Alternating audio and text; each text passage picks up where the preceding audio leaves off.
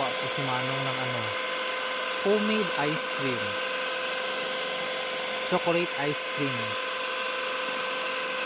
Ano po yan? May cheese at saka may nestle cream.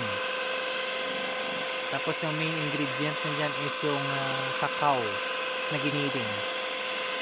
Ihalo dyan para gawing ice cream. Yan guys. Yan, cacao po yan. Pure na cacao. Magiging chocolate po yan mamaya.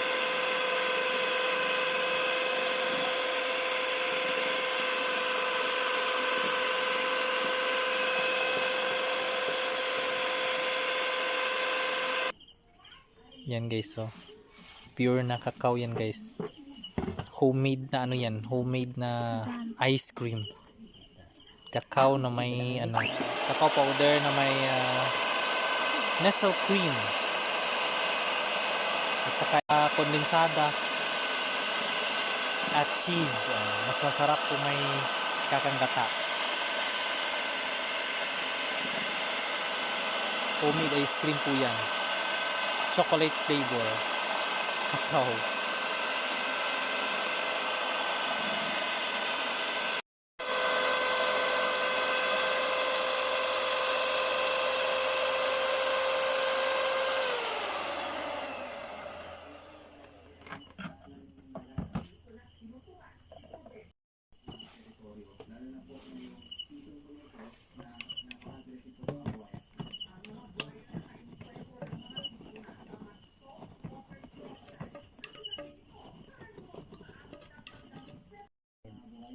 Amol niya guys ang homemade ice cream. Chocolate flavor.